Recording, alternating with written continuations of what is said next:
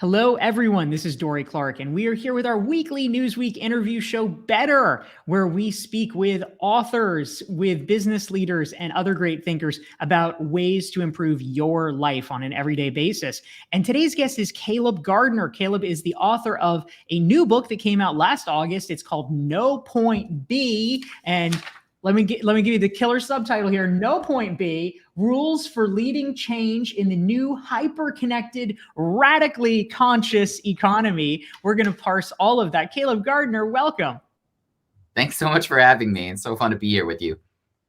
Amazing. We're so glad to have you here. And hello to everyone who is tuning in and joining us live. Please feel free to type into the chat box and let us know who you are and where you are dialing in from. And we will also be taking your questions for Caleb throughout. So please feel free to plug them in. Now, Caleb, one of the things that we have in common is a background in politics. And I know for multiple years, you were the head, while President Obama was in office, you were the head of digital strategy for his online arm, political advocacy arm, Obama for America. Now, these days you are doing consulting for organizations, for profit and non-for-profit, but that's a pretty formative experience running political advocacy and trying to steer that ship. So I'm actually curious, as you think about how, the lessons that you have derived from that. I mean, this is kind of being, right in the thick of the fire here.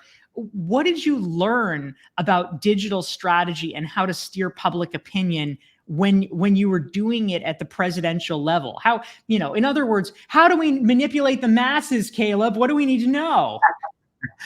Oh, I wouldn't go as that far. I'd just say we were manipulating anyone, but I do think that we were, it's funny because coming into working for the president, I came from a more for-profit background. I was coming from Edelman, working on Fortune 500 brands and, really kind of convincing them to open Facebook pages back in the day.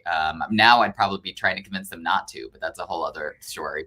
But I was able to bring in some of this knowledge of, managing these accounts at scale and really brand building to something that had already had a lot of success. I joined the president's team in 2013.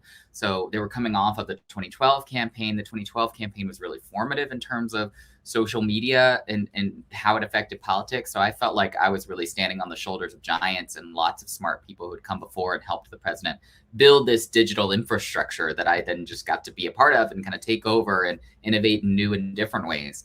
One of the ways that I feel like we did that is applicable to the work that I'm doing today is we really put an emphasis on digital organizing as it relates to policy making, as it relates to governing. So we didn't just have these big megaphones of the Barack Obama accounts, though obviously those were important. We also had state-based accounts. We also had volunteer accounts. We had this distributed infrastructure of people who were helping us make change, helping us, help enact the president's agenda every day.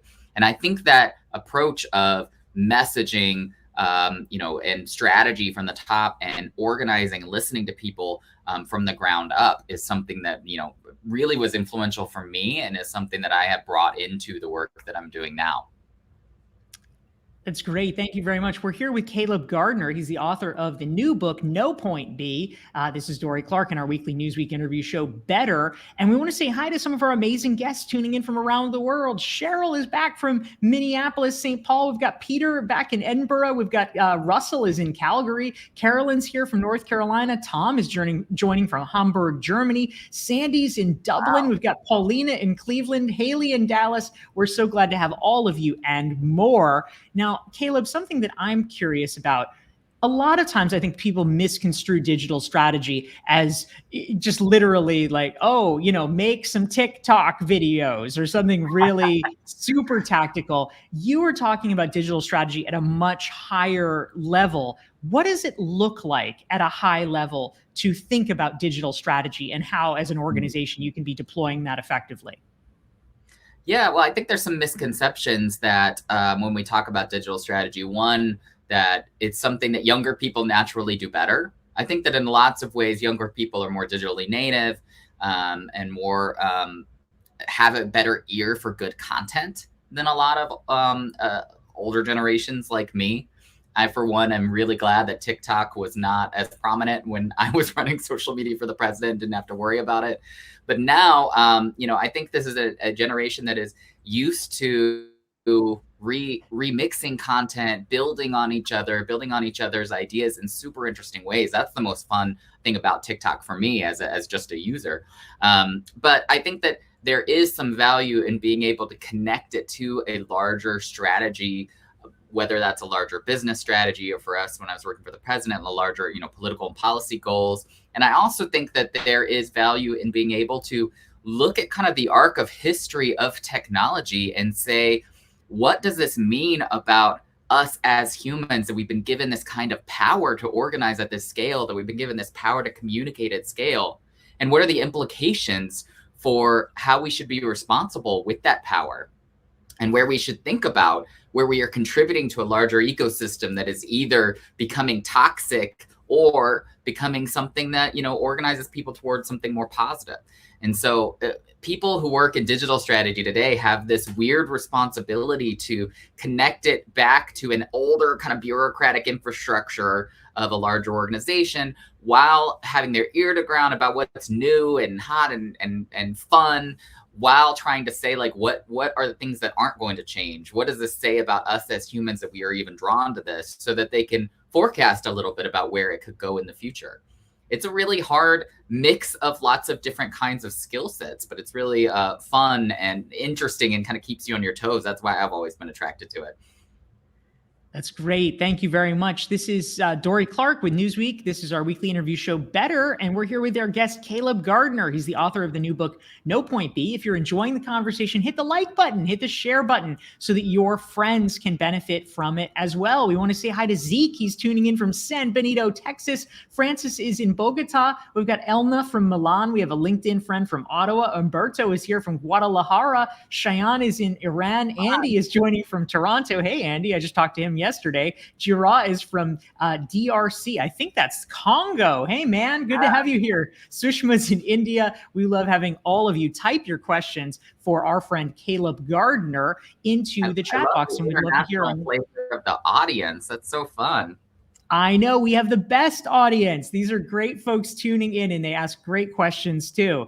So, Caleb, one thing, before we dive into audience questions that I'm curious about, you have a chapter in your book, No Point B, and you say the chapter is called "The Internet Makes Change Harder and Easier."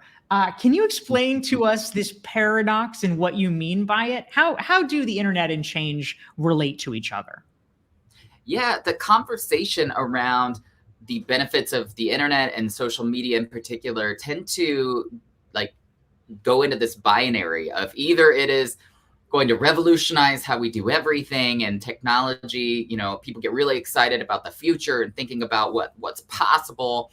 And, there's this techno optimism strain, which assumes that everything about technology is good and like innovation for its own sake is good. To the point where it becomes almost like a religious fervor in some sectors where they believe in technology that hard. And then you've got the opposite end, where you've got this kind of Luddite strain of technology is ruining everything, social media has ruined everything, and we should all unplug and delete our accounts, and et cetera, et cetera. And there's some pretty prominent thinkers who have argued for that line of thinking. I take a lot more nuanced approach. I think that there has been a lot of evidence in the last few years that technology for its own sake is not necessarily good, that the companies that run a lot of the technology that runs our lives are, ultimately trying to make money, trying to figure out new revenue streams, don't always have their users' best interest in mind, and don't always have the unintended consequences of how technology affects society in mind, and don't design for that first. And so the Luddites have a lot of proof points to be able to point to about how social media and technology has ruined our lives. But also the optimists have a lot of things to point to about, how it's made medicine better, how it's made organizing better. We were just talking about organizing more easily, and it's helped marginalized communities in a lot of ways be able to organize. It's helped people have a voice in countries that were oppressed before, didn't have outlets. There is we can look at what's made it better and still critique how it could be better. And I think that was the point that I was making is, if we are looking to make any kind of change, whether that's community-driven change, whether it's organizational change, we have to operate within a system that is not perfect, that does need to be critiqued itself and made better. But similar to democracy, which is also a system within which we operate that is not perfect, or capitalism, a system within which we operate, which is definitely not perfect, we can make the system itself better, more equitable, more inclusive, safer for marginalized communities, while using those tools to advance goals that are more progressive and inclusive, et cetera, et cetera. We have to both individualize what we are trying to accomplish and take a step back and look at the system itself and how it can be better. Yeah, that's great. Caleb Gardner is here. He's the author of the book No Point B. This is Dorie Clark. And Caleb, we have some great questions that are coming in from our audience. And Annette has one. She's in Southern California. She wants to know, how do you fuse the various perspectives, content, strategy, and the aspects of power, fun, and responsibility? I mean, basically, the work that you're doing with digital strategy is at the intersection of a lot of different areas. You have to be almost a kind of Renaissance person to be good at it. And I can imagine it would be a little bit challenging because you really have to hone the skills of a generalist. How do you think about balancing all of those things? Yeah, what a great question, Annette. I mean, I would say that you're totally right that people who work in digital strategy have to fuse together a lot of different kinds of skill sets that historically had been a little bit more siloed. I think the one thing that has been true in my career as I've worked with people who like to lean in on the future and lean in on how do we use technology to make things better, is that they have a natural curiosity to, what does this mean? What does TikTok mean for how we communicate? What does the iPhone mean for how we buy things? They're really interested and tend to lean in on just trying things and experimenting and getting things wrong. And I think that if I were to kind of put a bow around what makes a good digital strategist, I really think it's the ability to see into the future, try things, make the case for change within an organization that may not want to try things or may want more proof points, constantly be educating people, that you report to, and educating people that report to you about kind of best practices. It takes a lot of that change management type skill set to bring an organization along with you. And I think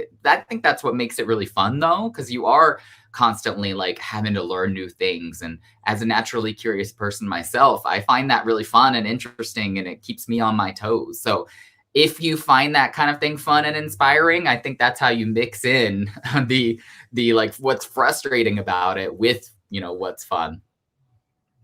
That's terrific. I'm Dorie Clark. This is our guest, Caleb Gardner, author of the book No Point B. We want to say hi to some of our amazing friends tuning in from around the world. We've got Christoph in Poland. We've got David in Brazil. Minu is in North Carolina. Guy is in South Africa. Hi to Vahida from UAE. Emmanuel's here. We've got Nafisa from Iran. DT is in Rochester. And yes, I did get your book. Thank you, DT. Madeline's in Erfurt, Germany. Essam is in the UAE. Luca's in Milan. Fazil is joining also from UAE. Very good showing, UAE. We are impressed with you this week.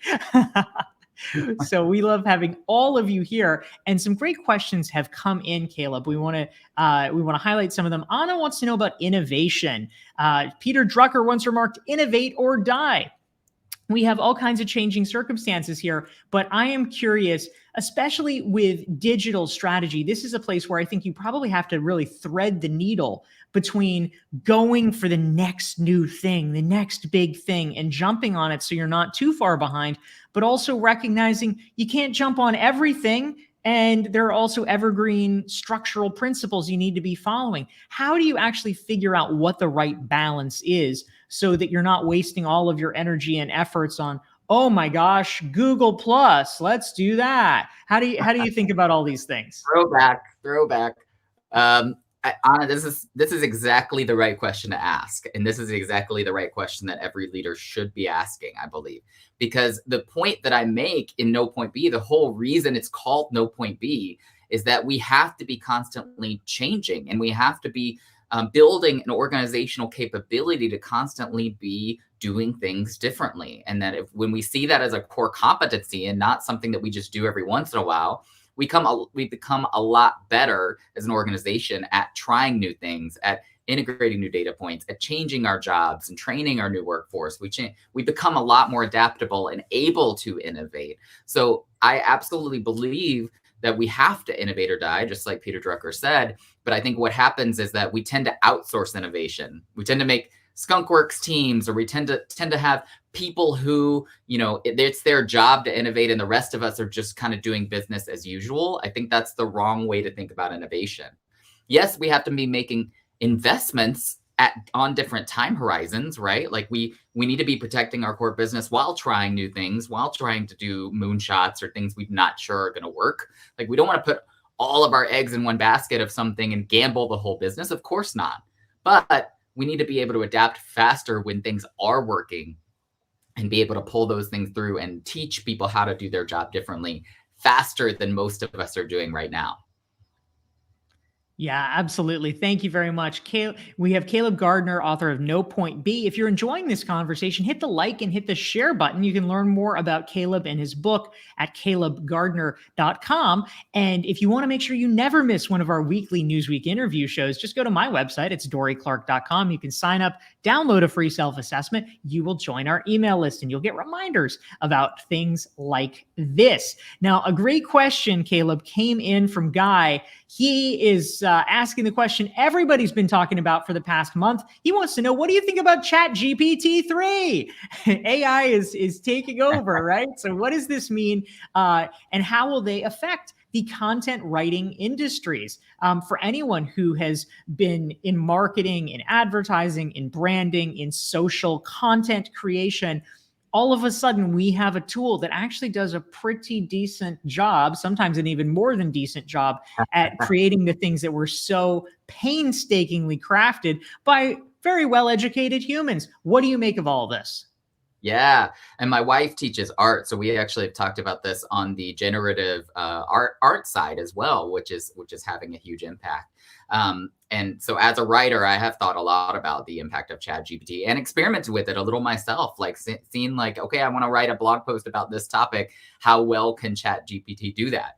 What we found is that it does it almost as well as a typical, let's say, average writer can do. There are factual inaccuracies that it's still pulling through that you have to gut check. There's obviously like, you have to make sense of the idea. Like, is it saying things that make sense? Is it pulling it through the entire way? I think for the most part, it does. It's very impressive.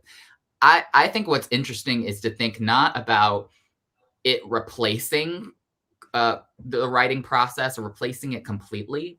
I think it's interesting to think about it, at least right now, from it solving a little bit of the blank page problem.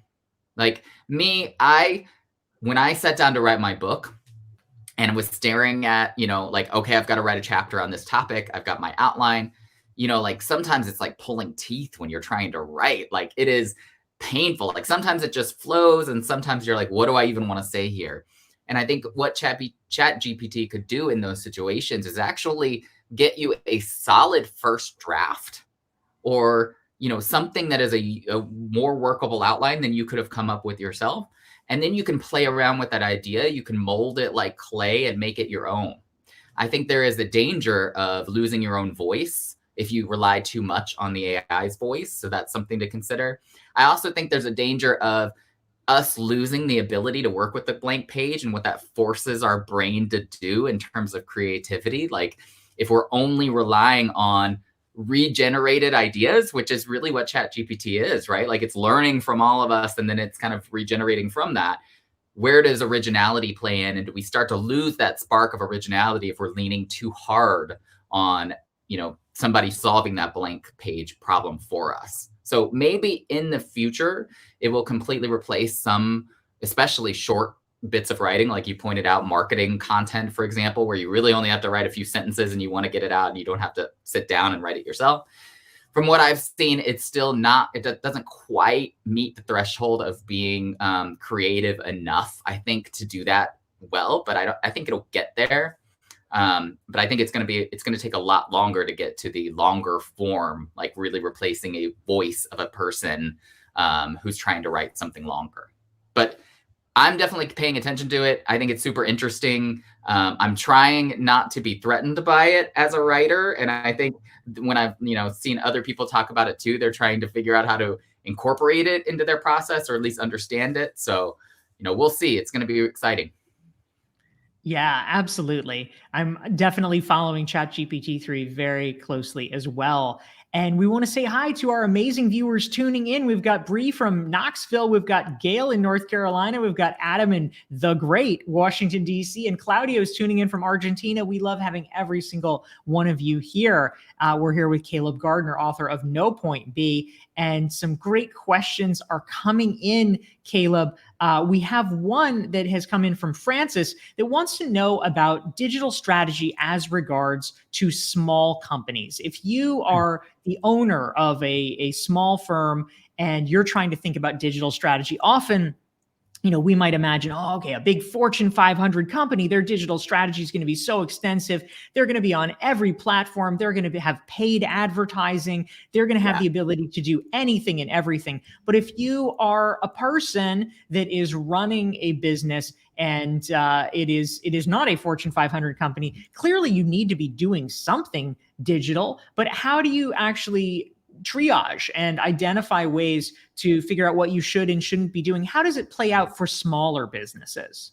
Yeah, I've gotten a lot of these questions over the years from people who are small business owners who are friends of mine or potential clients, or people that, again, like you said, don't have the resources of a larger company. And a couple of things that I always tell them. One is that focus on the things that have the most value for you. Don't spread yourself too thin. One of the mistakes that I find is that people try to do everything at once. They try to, they have their website, but then they also try to launch a newsletter, and they try to be on every social account possible, and they try to run ads, and and really all those things could be good, but not all of them are going to have the same amount of value. Like if you think of the Pareto principle of, 20% of your efforts brings 80% of your value, we'll find what 20% are for you, and then focus on those things, and make it be okay that you don't, as a small business, have an active Twitter presence, right? Like there's things where you can make compromises, and it's totally okay. Don't spread yourself too thin.